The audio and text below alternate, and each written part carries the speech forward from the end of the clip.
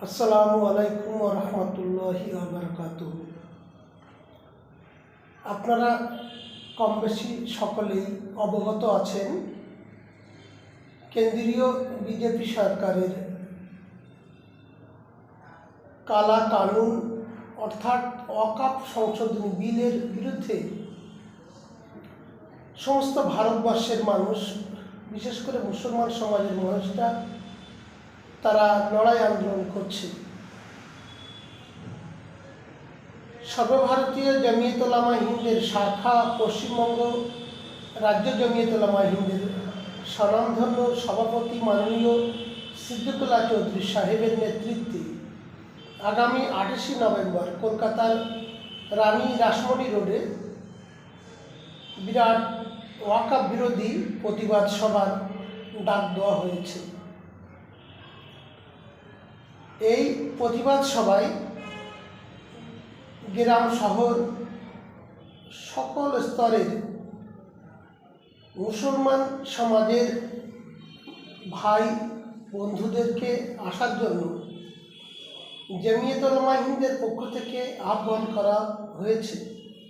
আমরা সেখানে যাব এবং আমাদের যাওয়াটা প্রত্যেক মুসলমানের ইমানি দায়িত্ব।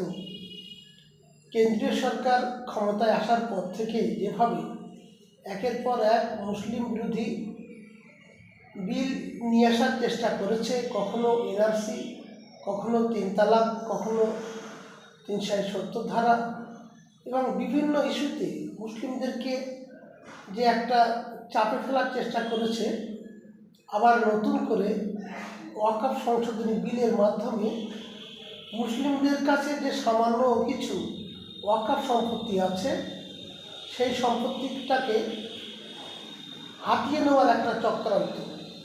এবং যেখানে মসজিদ, মাদ্রাসা, ঈদগাহ, খানকা আছে, কেননা ভারতবর্ষে প্রায় 6 লক্ষ একর ওয়াকফ সম্পত্তি, প্রায় সব বেদখল, 80% বেদখল সেই সম্পত্তি। মাত্র 20% যে সম্পত্তি আছে তাতে মসজিদ, মাদ্রাসা, ঈদগাহ, কবরস্থান, খানকা আছে। সরকার চাইছে সেটাকেও দখল করতে।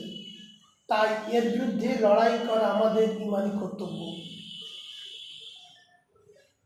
সকলের কাছে অনুরোধ, আপনারা এই কলকাতার মহাসমাবেশে অংশগ্রহণ করুন। সময় দিয়ে, অর্থ দিয়ে, বুদ্ধি দিয়ে, যে যেমনভাবে পারেন আপনারা দলে দলে চলে আসুন কলকাতায়। সমস্ত মতভেদ, মতনৈক্য, ভেদাভেদ ভুলে রেখে সকলের ইস্যু, জাতীয় ইস্যু সকলের জন্য এটা প্রয়োজন। সকলকে এর বিরুদ্ধে প্রতিবাদ করতে হবে এবং এক হয়ে আমাদের লড়াই করতে হবে। তাই আগামী 28শে নভেম্বর